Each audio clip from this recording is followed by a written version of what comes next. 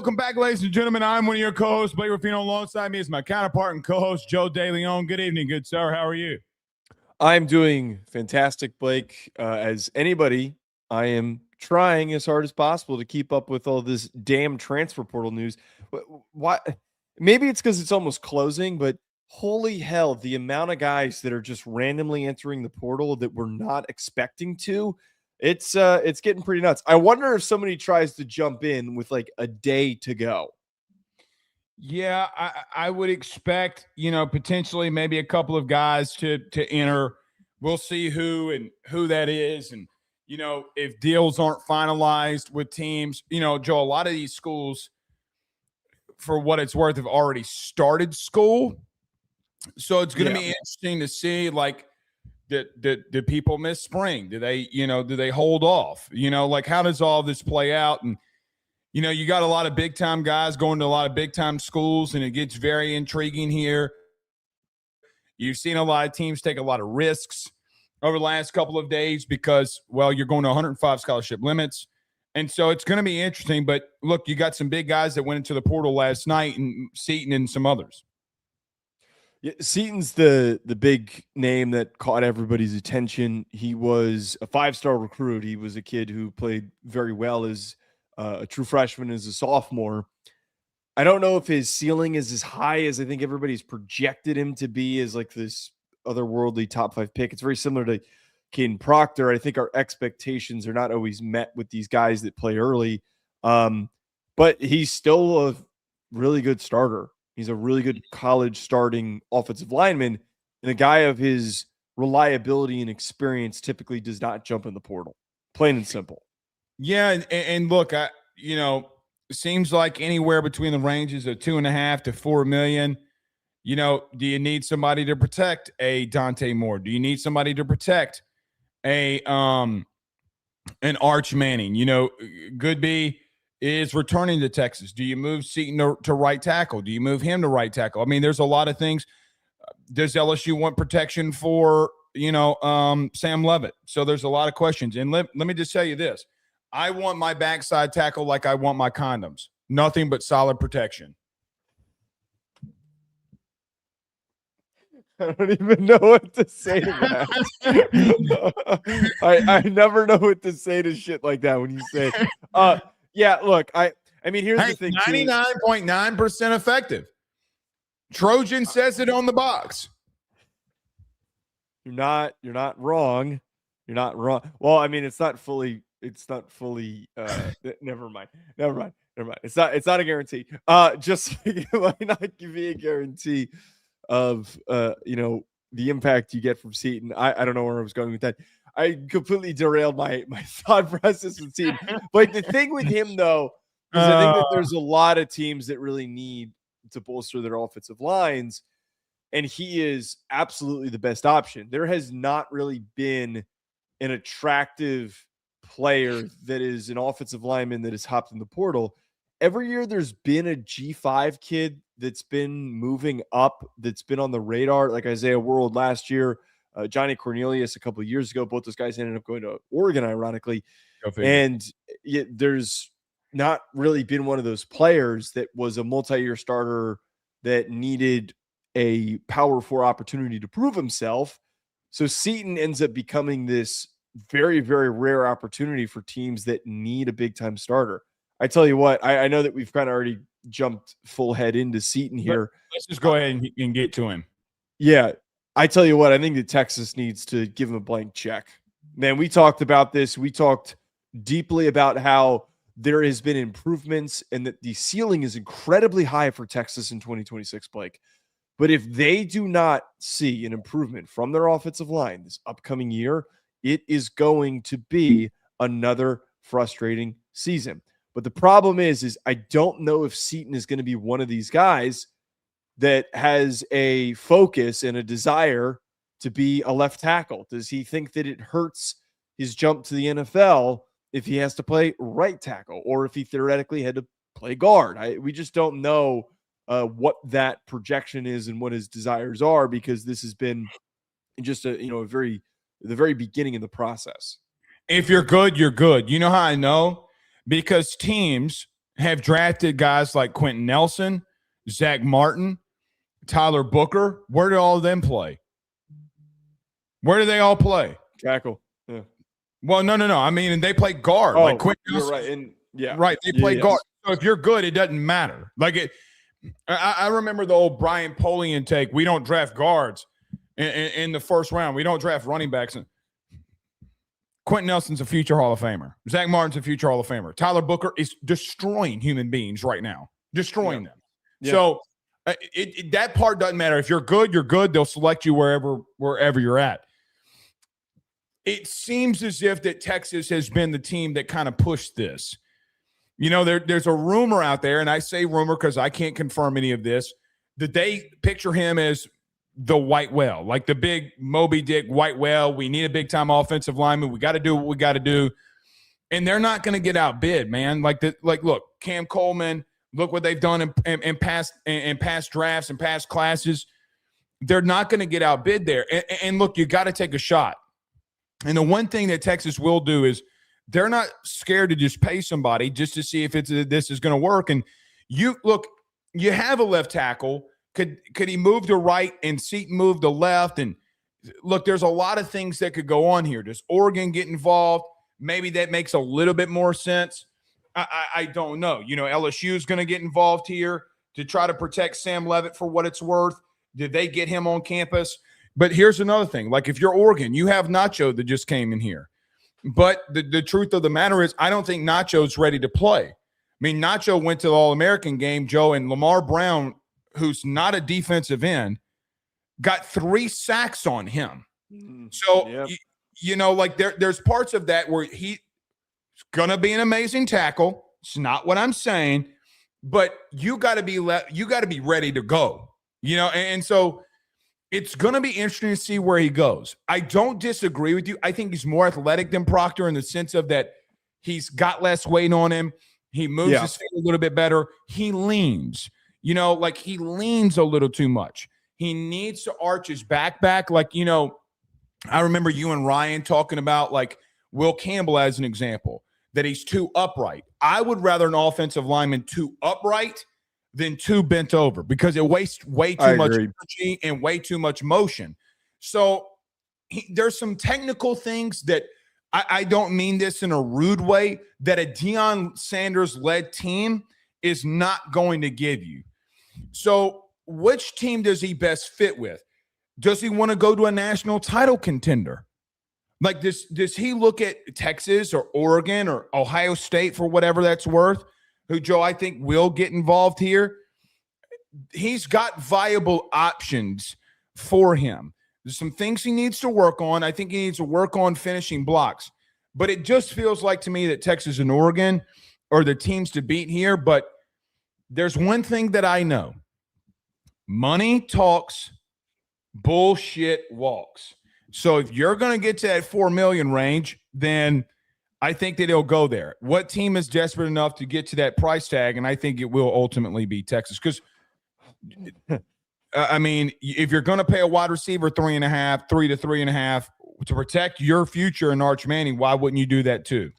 Well, I think a lot of these teams that have high aspirations, I mean, for desperation's obviously the word, but I just would straight up push. You have such a short window to win a national championship. This isn't the NFL. You're not going and giving a 5-year deal to an offensive lineman to protect your quarterback who's in his 6th year in the NFL. That's not what this is. Arch Manning is likely coming back for just one more season, and then he declares for the NFL draft, and you want him to play as best as he can. You gave him Cam Coleman. You are as positioned as possible to go on a run. And as I said earlier, the thing that hurt you was your really mediocre offensive line. That was why they lost to Florida. And that kept them out of the college football playoff. They need better offensive line play. They need a guy like Seaton who's not going to hop in the portal that often. Again, we might be downplaying his talent a little bit. I just don't think that he's going to be a top 5 pick like some people are going to project he will be going into next season. But having the ability to get a player who's been a multi-year starter, that was a former 5-star that has been steady in the Big 12 the way that he was, I think that translates to reliable play in the SEC. And all you're looking for with an offensive line transfer is reliability. I don't need him to come in and be the next Tyron Smith. I don't need him to do that.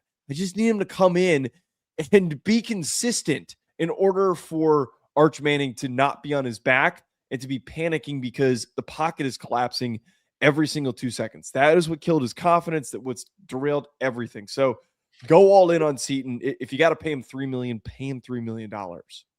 Hot take. If I'm him, I'm looking at Miami as an option for development. I mean, if he was my son, the first team that we're calling is Miami. I'm debating that. I'm not going to debate that one bit. No, you shouldn't. And listen, I know that they just got the number one tackle in the country, and can he move to right, then ultimately move to left? They are going to need to replace some offensive linemen. They still got studs there. Yep. Money is money. But the bottom line is, if you want development, you go to Coral Gables. So that's when I look at that, that's what I would do. Look, money is going to be money. See, I think people look at in today's age, they look at the short-term money. Blake, it's $4 million potentially. What are you talking about short-term money? Well, if you get drafted in the top 10, you're talking about $30 million signing bonus. Yeah. Okay. Yeah. Right. Yeah. Right. Lick a butt. I mean, what are we talking? I mean, long-form development is long-form development. And there's a chance that Mario has, 4 offensive linemen drafted? Right tackle, right guard, and their left tackle. I mean, I think all of those guys are going to drafted, and Maui Noah is probably going to be the one guy that goes in the first round. And this is really not a great offensive line class. Maui Noah could be a top 10 pick as well. And I think he's a perfect example. Going to be a top 4 round pick. I know it's center. I get that. I think I got to watch his tape, so I can't speak. Let me say Markel this. Bell is probably a day 3 kid, by the way. I don't know if he's a high guy. Let me say this. There's a team that played a football game last night in the NFL that I know for 1,000% fact that will draft him, Rockmeyer. Not guessing. All right. I'm not gonna question it, but it's to your point, and it's why Jackson Cantwell. Everybody was so shocked that he picked smartest Miami. Smartest move on planet Earth. If I'm an offensive lineman and my priority is development over quick paycheck, there's 2 schools that I'm picking. Georgia and Miami? No, Notre Dame and Miami. Okay, fair. Both schools have turned every guy. If you're a starter at either one of those, if you're a starter now, it hasn't always been the case. If you're a starter at Miami, it's clear that you're getting coached up. The thing with Notre Dame is that you're a starter at Notre Dame, you're getting drafted off the helmet. Blake Fisher got drafted in the 2nd round, and he is not a good offensive lineman in the NFL, but it goes to kind of play into this and why Miami would be. Yeah, you know what it told me about Cantwell? He's got smart parents. It's what it's exactly what it told me. Is that they did the right thing for him, and look, he's going to get paid a lot of money, as well. So we'll see about Seaton.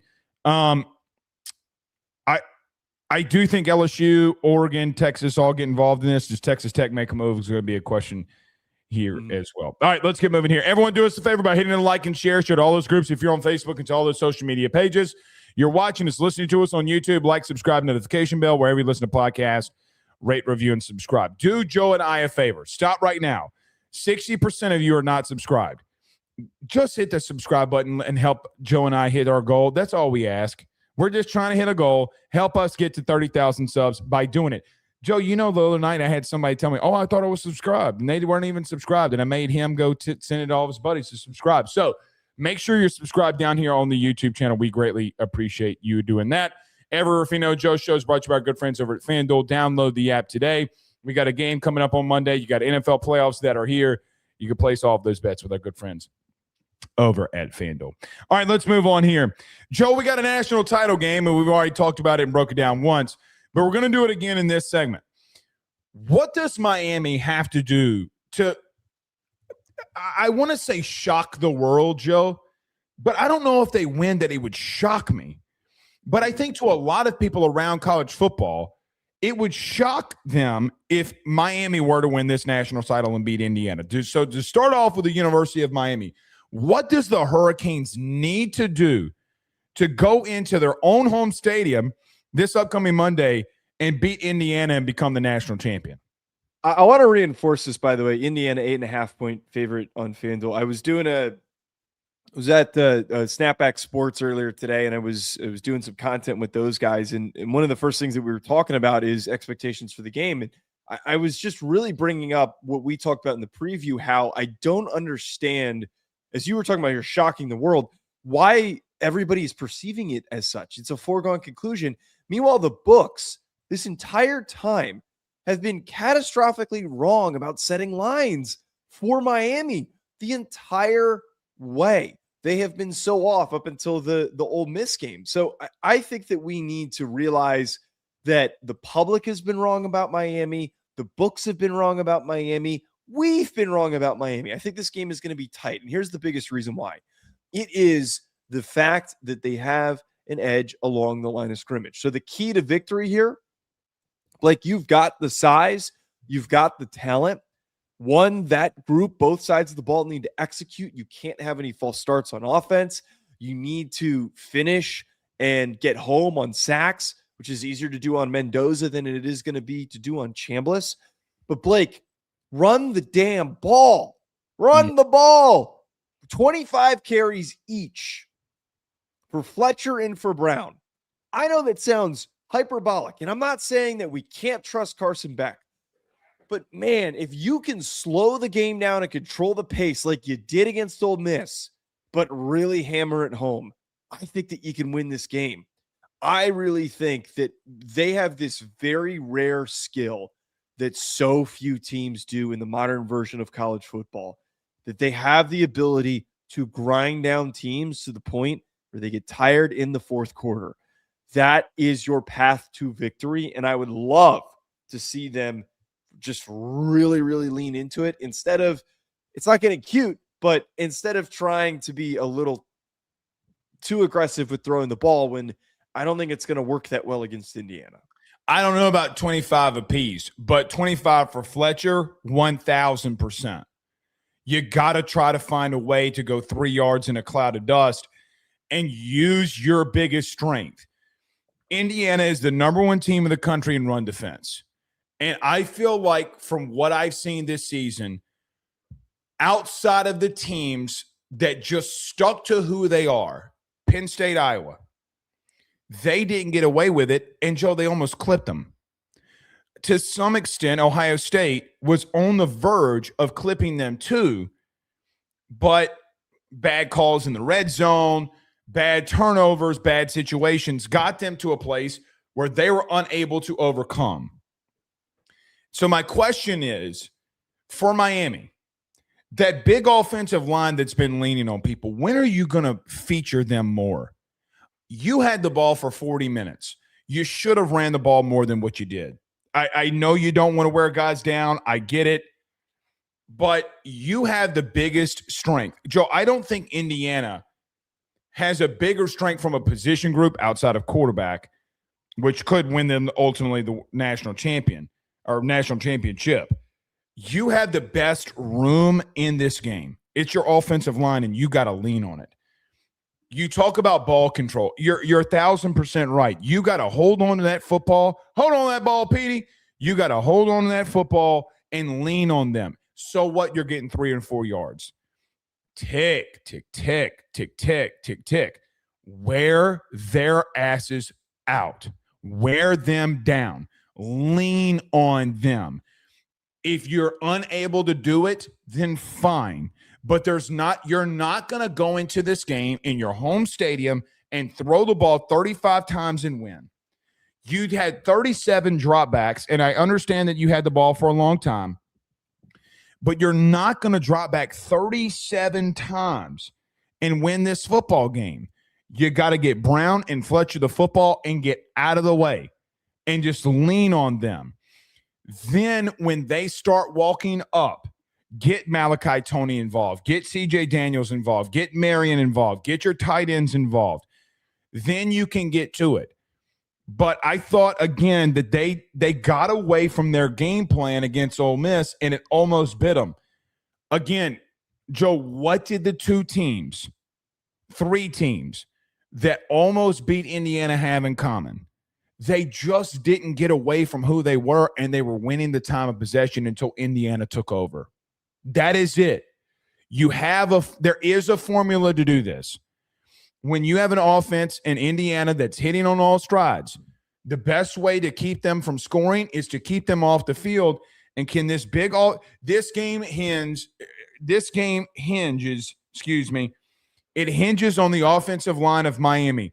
And if they're going to win this, it's because Malinois and company and Brockemeyer and company were able to physically lean in certain moments on Indiana. I think the other part too with this, it sounds like we're on the same page, which is always a good sign. I think that the other part with this, there's not another way. The vision has been built for how you've succeeded so far. I think that you need to continue to do it. As much as you were obviously able to win against Ole Miss, I still stand by the fact that had they ran the ball more, I think that the game ends up being a 10-point victory instead of them lose or winning as narrowly as they did. If they catch 2 of those interceptions and they run the ball more, they might blow them out. That is my second key for this. Indiana is the one team that is impossible to kill, even when they turn the ball over. I have said a lot of times over that I think that Mendoza is one of the best quarterbacks at responding to mistakes. He's got a very short memory, and I think that really, really helps him. But I think that there needs to be some aggressiveness. I think that they need to send some extra heat.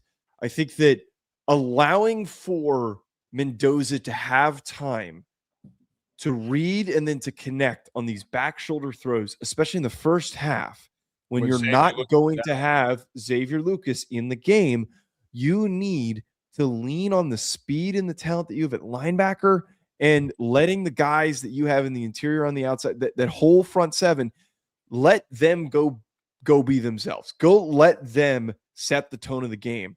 I think that early on, we started to see against Ole Miss that they were getting home and they were getting after Chambliss, and then it got away from them and they were on their heels.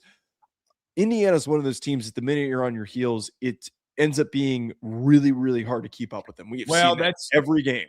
That's different, though. They were on their heels because they got to Chambliss and they couldn't get him down. If they get to Mendoza, he's going down. Yes, he's not as elusive as Chambliss, and I think that there's a more direct path to producing 3+ sacks in this game. So you need the sack production, but turnover production, and this is such a stupid take, but there's truth. When you drop 4 interceptions, it impacts the way a game occurs. You can't have that happen because Mendoza is good for a mistake. He will have a mistake when he's pressured. It happens. You can't freaking drop those picks against and he Indiana. also had a mistake against Oregon when they ultimately put them away and they went up 28-7. Joe, if Oregon recovers that football, and God forbid Oregon scores, you're right back in the game. To your point, you need a receive. Here's a take for you, Joe. I think Miami needs to receive the football first if they win. They need to receive the football first. Let me tell you why. It limits Antoine, who's coming off an ACL as a true freshman, going up against Surratt. God forbid you have an opening drive that goes for 7.5, 8 minutes, and you end the first quarter. God forbid that happens, because then you're limiting this. You talk about bringing pressure. What did Bama do early to have success before Indiana broke it wide open and Kalen DeBoer just pissed down his leg? They kept bringing heat. Can you go man coverage on the outside? Can you cover Becker? Can you cover Surratt? Can you cover Cooper? I'm not worried about – I told you this in reference to Indiana versus Oregon. They didn't do it. I'm not worried about giving up the big play in the air to Indiana because guess what? It's inevitable. I am inevitable, just like the snap of Tony Stark. It is inevitable. It's going to happen. With that being said, I want to see Mendoza beat me by throwing the ball 35 times and getting hit. Ruben Bain, I've said it once, I've said it again. My brother in Christ, they got a problem at right tackle. And mark this down, because when we talk about this before going into Monday, when we talk about this on Sunday, I'm bringing it up a lot. I'm bringing it up a lot. What did Curry and company do at right tackle and left tackle? They got home to Mendoza. Now, I know your right tackle wasn't there. You had a lot of things going on. They can get to him. I think if you rattle Mendoza, you can force him into what your point was, a turnover, and God forbid he throws a pick. Then you can lean. You got to hit. Joe, look, sacks are sacks. You need to get him down. You need to make negative plays. Even if they're getting to him, it's the only way. You got to rock his socks off, mega pause, but you got to. I'm still wanting to see. I know that we've had this discussion. Mendoza doing this, doing that. I get it. I'm not going there. What I'm saying is, when he's made those mistakes, what has happened? Teams have just gotten after him. And those are things that you got to do. And here's another thing. You ain't leaving your home. This is your house. This is Miami. This is Coral Gables. Nobody comes off in this thing and wins. No one. So regardless if they pack the house or not, no one. You're defending your home turf. You're defending it. So this defense and offensive line, Joe, we're going to find out something. Everybody keeps telling me that Indiana's not out-talenting people. I call bullshit. And I'm going to continue to call bullshit. But you know where you do? You know where you do have the talent edge over them? Both lines of scrimmage. You got it. So I don't want to hear it. Take it to their ass and find out. Keontae Scott is my X factor here. He's been my X factor. Can you dial him up something to get to Mendoza will be a question. Yeah, no, I like the thought of Scott being an underrated player in this. And I keep coming back to, and where a lot of people are foregoing and not mentioning enough, is that Miami has the talent edge along the lines of scrimmage. They do. There's no hot take that comes with that. They have two guys that are going to be first rounders on both sides of the ball, and the rest of those units are going to get drafted in the upcoming draft. The Indiana cores are good, but they don't have that same level of blue chip talent. You have to win through your lines of scrimmage. Yeah, and it's going to be interesting to see if they're able to do it, and that's the only way that they're going to be able to do it. All right. Yeah.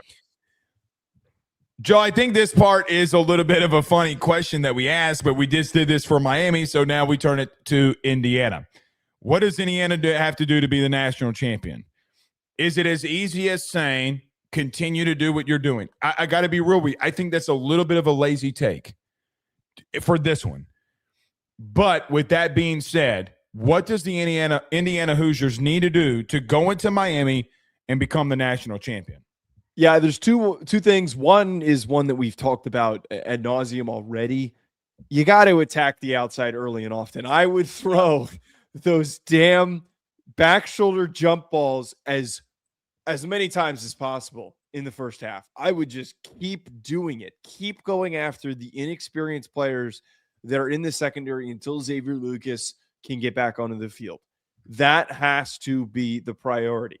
It's what any good decision maker does. You attack a young, inexperienced player on the field until they submit.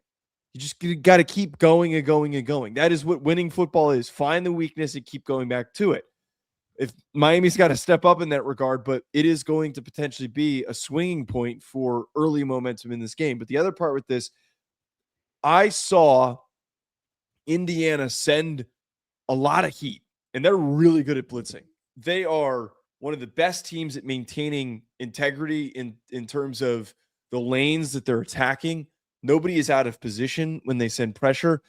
In the Peach Bowl, we watched Dante Moore. He was flustered, incredibly flustered. He had no time. He looked incredibly panicked as the game went on, and it was a big reason why the game snowballed the way that it did and why he made the little mistakes that he did. Ole Miss got home on Carson Beck. They sent pressure on Carson Beck. It didn't derail the game, and it was what they were forced to do in order to keep the game close because their front seven wasn't going to get any push.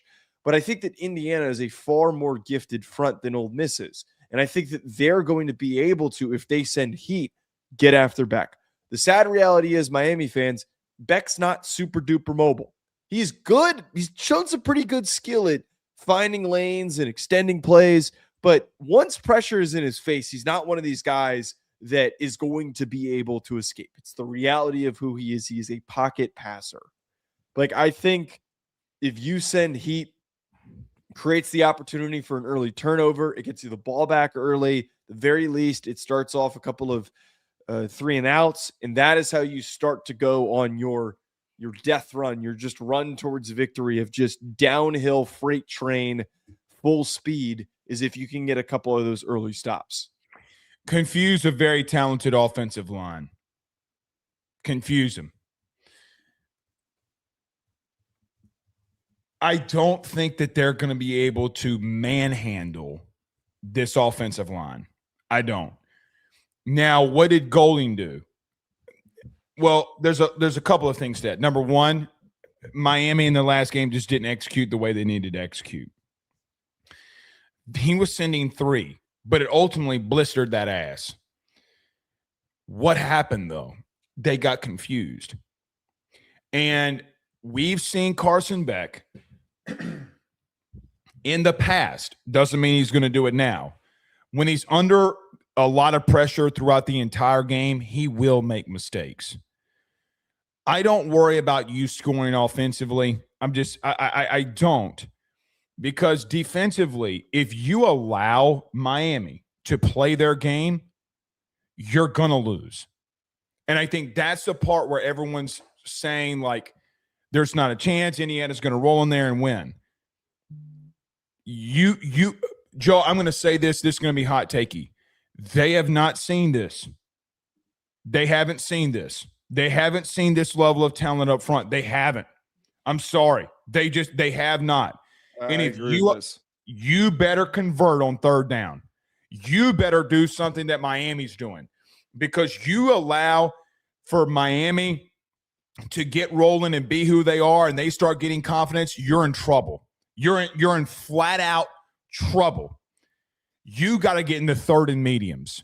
You cannot let Mesidor, Lightfoot, and Ruben Bain be able to pin their ears back and get after you. You have not seen this. Oh, we're Indiana. We're comparing them to 2019 LSU on the day that LSU won a national championship 6 years ago. You want to do it? Well, let me tell you what teams like that did. They didn't get into 3rd and longs. And when they did, Superman came out. Mendoza, are you that? Because if you are, you're going to have to make plays like that. I think schematically they'll be able to do things. And I'm not worried about them from a coaching schematic standpoint.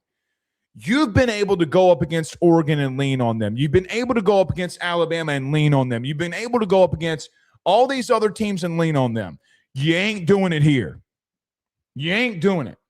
So you got to take a little bit of a playbook out of Miami's and get into 3rd and mediums. Continue to convert.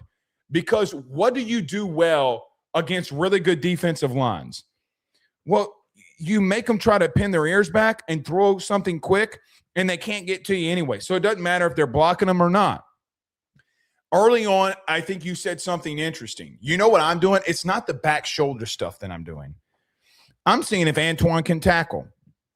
I'm going to throw a couple of quick game stuff and see, can you come up and make a play? And then if you can, great. Then I'm going to go back shoulder. Then I'm going to attack the middle of the field. Fernando is going to have to extend some plays. I get that. But I'm going to go a couple of quick game here to kind of fill this one out early and then start to get this big-time defensive line worn out. Here's the truth. You better hope Shannon Dawson and Mario just screw this thing up offensively, because if they come out there and they're just running the ball all over you, you ain't slowing them down. You're not going to slow that. You're not going to slow that down. You have got to force Carson Beck. So I say all that to say you got to force Carson Beck into some bad decisions, because he will do them. But if you're going to go athlete for athlete on them, we got a ball game. Joe, is much we keep talking about this game. God, I was going to pick Indiana. All right. You think you're going to pick Miami now? You in a dogfight. You're in a dogfight. All right. Y'all keep playing. Y'all keep playing around. You're gonna fuck up and find out. All right. I do think that this game is going to be a lot. I keep pushing this. I think it's going to be much tighter than anybody anticipates. I think that this is why I stand by, and I think that it is a very big key of you need to pressure Beck and you need to send heat after him, because you just mentioned this. This is the best rushing team that you faced all year long. No. Without a doubt. It is the best offensive line that you have faced all year long. They're going to be able to run the ball. They're going to be able to run the ball on you. They're going to have success. It might not look explosive. They might not have a 20-yard rush, but they'll get those 4 yards when they need them. That's not their game. That's not their game. They're 4 or 5 yards and boom, boom, boom, boom. That's not their game. What was the moment last time? What was your thought? You said that. What was Fletcher's longest run last week? Wasn't it like 17 yards? Like that. That's not them. No. Wait. Let me see. Maybe 19. Maybe you said 19 yards. Damn it. I pulled up the wrong. The Google box score doesn't have the box score. 19. Browns was 9. Tony's was 12. And those were the longest ones. But it goes to this point where the moments that you're going to be able to capitalize and to shift the game in your favor is when Beck drops back and you're able to get after him and you're able to, somebody's going to leak through and you get the big sack. That's literally what happened against Ole Miss. That is what happened against Ole Miss. That was what derailed a number of the Miami's drives where they were moving. Penalty maybe put them in a 3rd and long situation. Boom. They get to Beck, and then the drive is completely, it's lost all of its steam. Passing downs are going to be where you need to win. And the way that you're going to win is by forcing Beck to win under pressure. That, to me, I think is one of the biggest pieces to this. One other thing I'd throw in there, Indiana is number 2 in the country in tackles for loss on the season. They love doing it, but you also know who's in the top 25? It's Miami. You bring up – there's something I wanted to bring up, and I can't find it now. Where is it? I'm trying to look at penalties. Either way, Indiana doesn't get flagged a lot. Which is shocking. I know. We're shocked that the most well-coached team in the country, maybe that we've ever seen, is not having a lot of penalties. Here's my question with Indiana, and I mean this.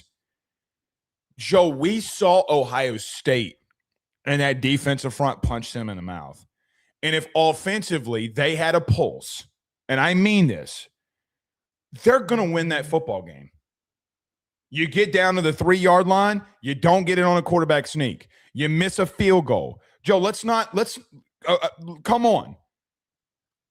You can't just play. You're not going to out-athlete them out front. You're going to be able to out-athlete them on the outside, though. And so it's give or take. Man, I keep talking myself into this, man. I picked Indiana for Believe today, so for anybody questioning me, and Joe can attest, we've seen teams that are this athletic. No one give a chance. And we watch the game and like, oh, what were we doing? Miami we should have known this. We'll see, man. You got to get the ball out quickly. You got to get it out quickly so that you're able to connect here. All right. Yeah. Let's move forward. Joe, Texas A&M has done a really good job in the transfer portal, bringing in some big name players. When you look at Mike Elko's transfer portal and what they've been able to do inside the portal, what are your thoughts? Yeah, I really think that Texas A&M has had an incredibly underrated transfer portal class. I think that Elko has understood how he needs to effectively maneuver bolstering this team.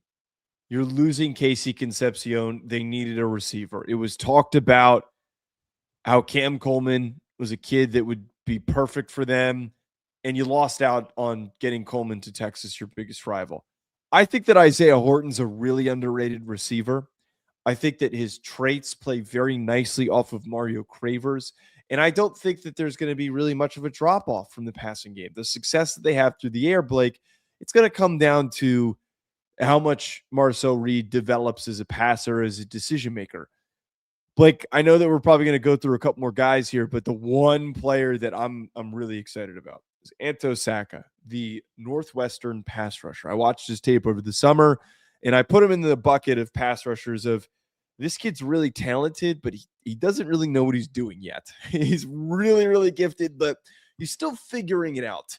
If he got the right kind of coaching, he'd make that leap. Now, David Braun's a good coach. He's not Mike Elko. He's not this Texas A&M coaching staff that churns out defensive linemen, the guys that we saw come out of Duke as well. I think that Anto Saka, if I'm identifying a David Bailey this year, it's Anto Saka. Because David Bailey was the same exact thing at Stanford. This dude not wearing any damn gloves and no tape, no sleeves, no nothing. And you're just sitting there watching going, this guy is a freak athlete and he's got incredible speed and he's super strong, but he doesn't know how to use his hands. Lo and behold, somebody taught him how to use his hands and he leads the country in sack production.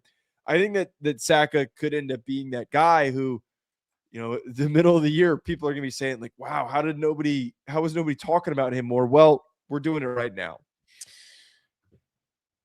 Is there a better name for an edge better than Saka?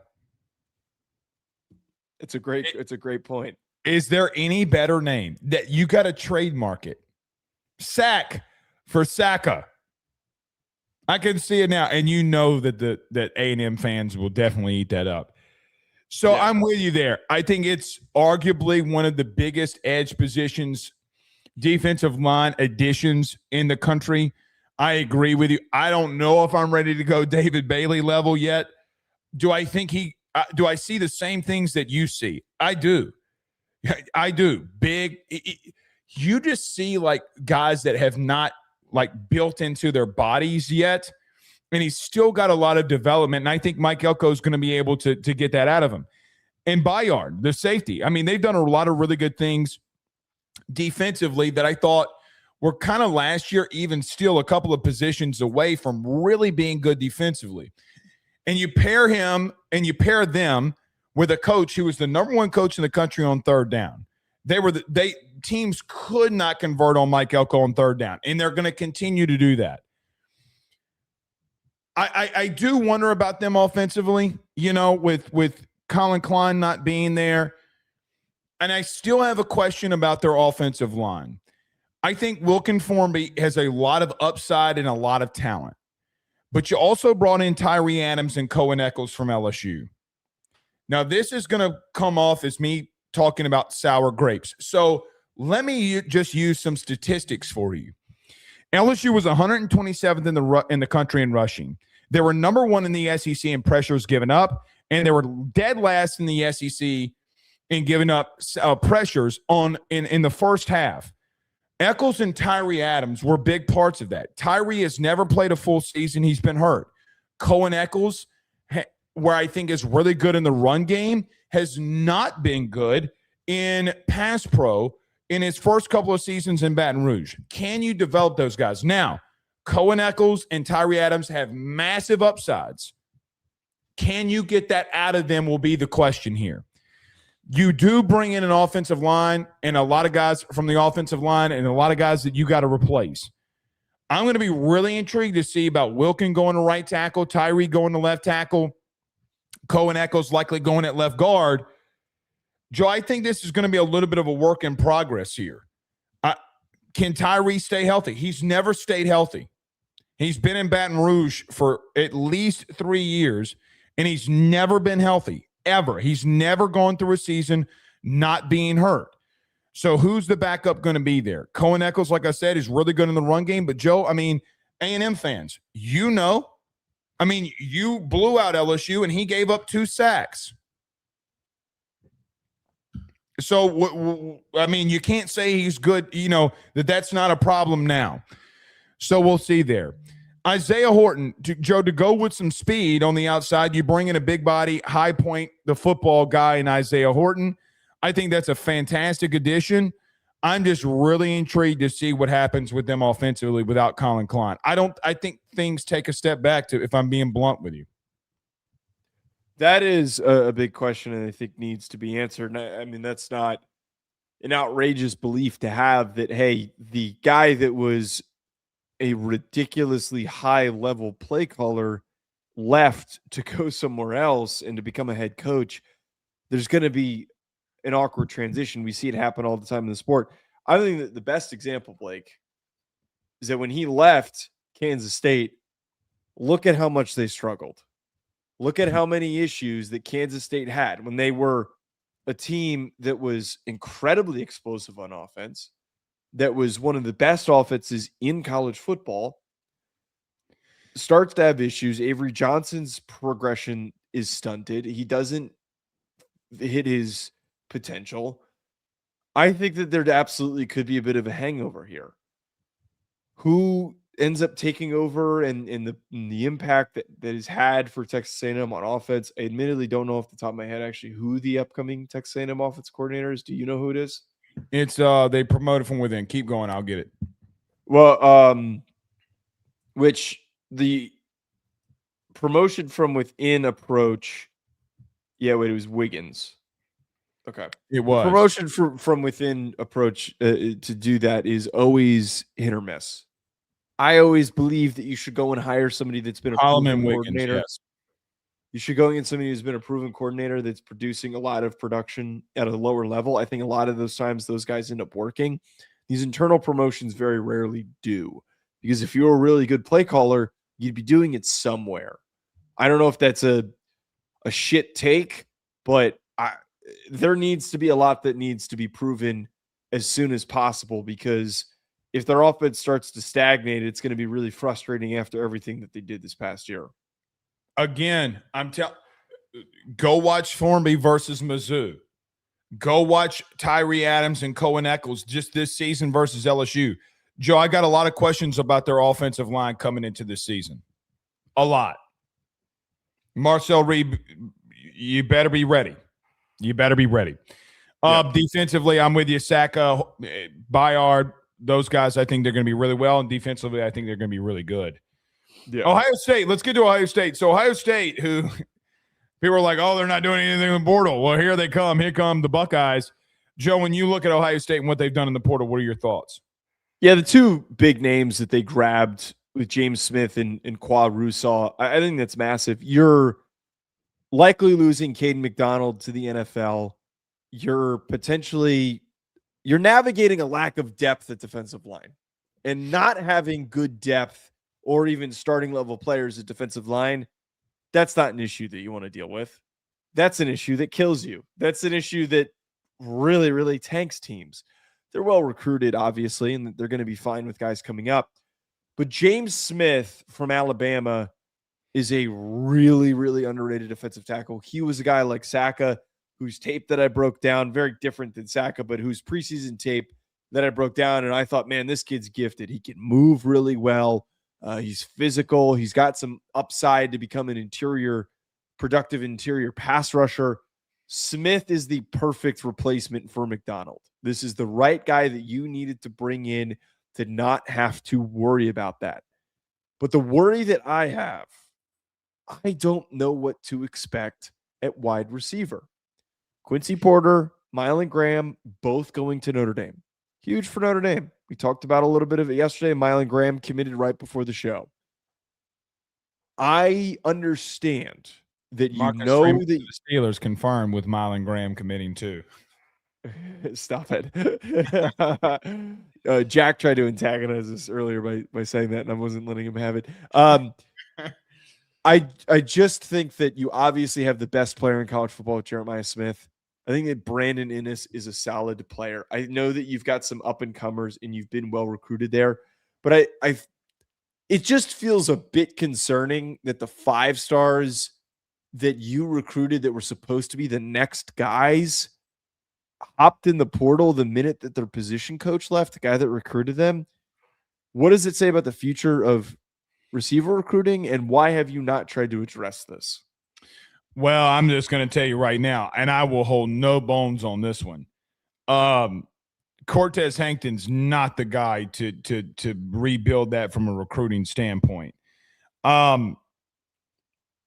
He's going to have to really prove that, at LSU, which he had a lot of struggles, Joe, let's just be real. These LSU guys that went somewhere else, do I think, look, he was at Georgia. He was at LSU, two highly productive places. LSU's never worried about receivers, ever. Name a year that LSU struggled at receiver. Last year. He wasn't even able to recruit his state well. He tried to go for the flashy objects and missed. He was always able to get commitments from guys like DeCorian Moore and Tristan Keys, but he was never able to hold on. Now, some of that wasn't all on him, but the problem is that I agree with you. Now, he gets credit for guys like Adonai Mitchell. He gets credit for guys like Ladd McConkey, or as we call him on this show, Ladd Mahonky. He gets credit for Malik Neighbors. He gets credit for Brian Thomas. What is the one thing that he has involved with that too? He didn't recruit any of them. Brian Thomas lived 13 miles away from Tiger Stadium. Malik Neighbors lived 20 miles away from Tiger Stadium. They were going to LSU, and Ed Orgeron recruited both of them, landed both of them. So if I'm Ohio State, I would definitely keep an eye out on that. But I agree with you. You better do something at receiver. But they brought in Trey Moore, the safety from Duke. They brought in Earl Little, the safety as well. I think that defensively, they've kind of done a really good job of replenishing. You talked about Smith as well on the inside and Russaw as well. A lot of schools went after the both of them too, and they both reconvened at Ohio State. I think they landed a lot of places, especially at tight end. I like the two tight ends that they brought in. I like the defensive pieces that they brought in. But Quincy Porter leaves. Graham leaves. You just have had a lot of people leave that room that, quite honestly, where do you turn to? Does Jeremiah Smith have somebody else? Kyle Parker was a guy that I know for a fact that you were at, and he's still uncommitted, and maybe you can get in the fold, and he's got a lot of upside. He's a great route runner. Maybe you can get in the fold there. But, Joe, I agree. Collectively as a whole, I mean, you struggled along your offensive line. You couldn't find a real running game.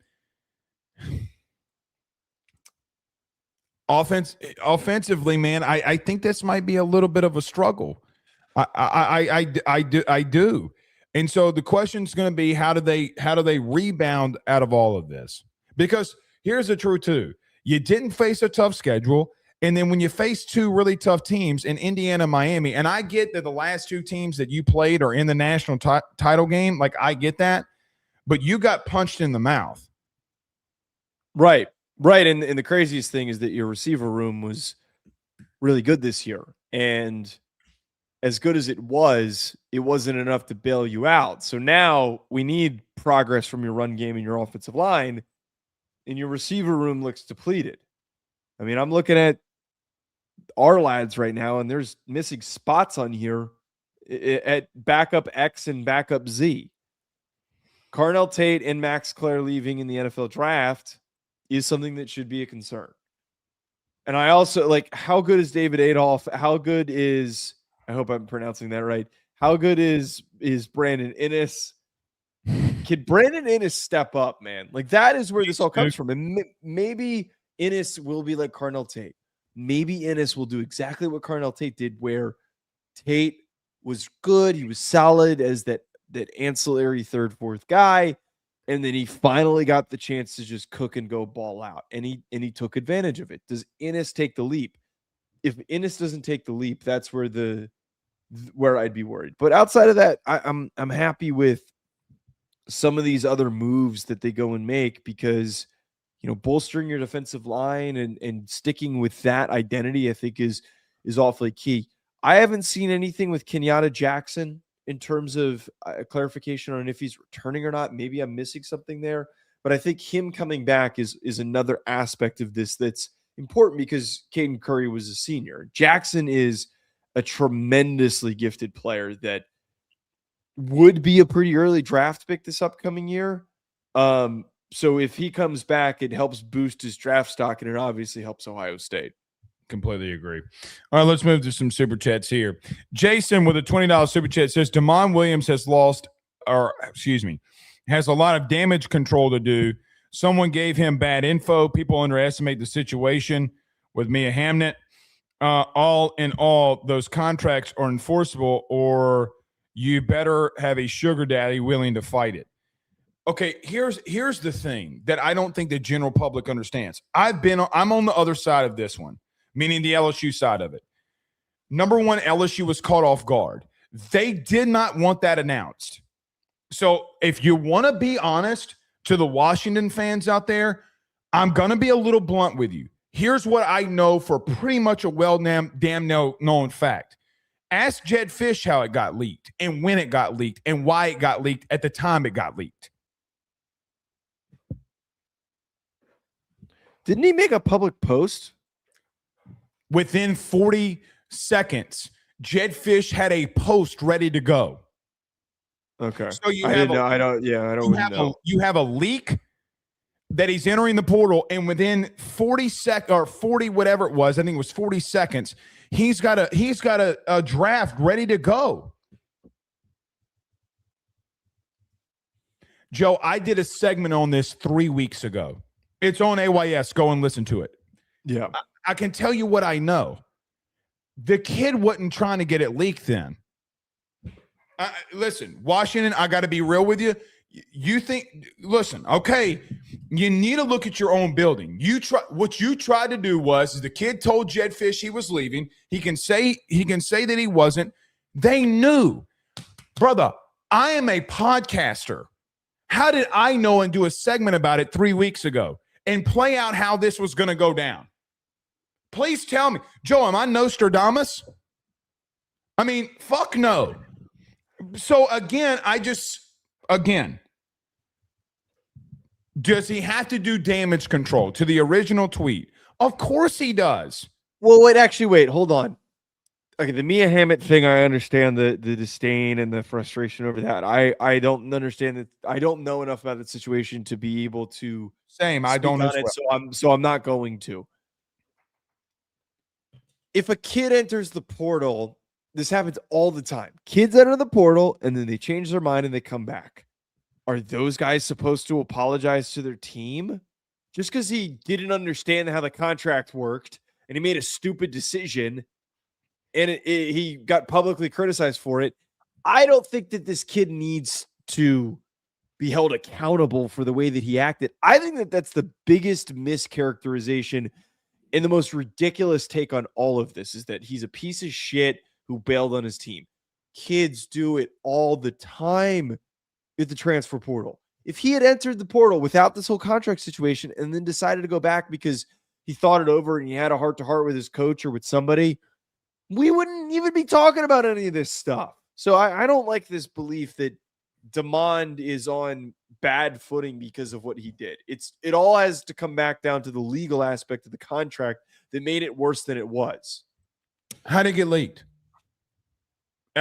You mean to tell me that LSU leaked it while at courtside with Lane Kiffin and Sam Leavitt? Yeah. That's what you're trying to convince me of. Doesn't make sense. Because it didn't happen. Again, screenshots never die. LSU scrambled because they were under the assumption that the kid signed and wasn't going in the portal. That is a fact. I'm not guessing on that part. So when all this shit went out, they were like, well, shit, we can't just leave this kid hanging out to dry. I mean, we can't do that. And then he winds up going back. You need to ask your head coach how that shit got leaked. Anyway, Tyler sends a $5 super chat. Says former Ohio State wide receiver Mylan Graham commits. Blake, Joe, what are your thoughts on him going to Notre Dame? Well, it only confirms to me that Marcus Freeman is going to Pittsburgh Steelers. That's stop it. Tyler, look, I'm fired up about this. To get him in Porter, these are two guys that you typically aren't in the running in high school recruiting, so that you get to double back and you're able to pull these guys. It's just so huge. I think that Notre Dame's receiver room has the potential to be the best it's been in like maybe 10 years, somewhere along that line. If Porter hits and develops. When was that Fuller group?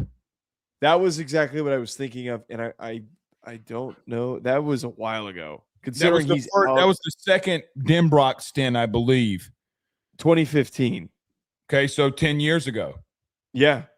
So look, the potential for this whole thing is high. I'm still it's nuts that they were able to land a kid who was a former top receiver, former 5-star. It's huge for Notre Dame. Zero excuses now, bud. Yeah. Zero. Now you got the weapons. The thing about here's what I'd say. What has the stint been on Notre Dame? Let's just rip the Band-Aid off. You don't have the playmakers on the outside. What's your excuse now? Yeah, they shouldn't. Those guys need to develop, and they should be able to have a high impact going into this upcoming season. You got some dudes out there. Good for Marcus Freeman. Yeah. Now that Brian Kelly's gone, I'm becoming a silent Notre Dame fan. You should have just done it from the jump. You were hating for no reason. I can't. I will always defend LSU till my dying breath. I don't care who it is. It's a mistake. I'm saying it's a mistake to defend Brian Kelly. I hope Marcus Freeman goes to the Steelers now. Okay. All right. All right. I'm just being hurtful. See y'all Sunday. Peace.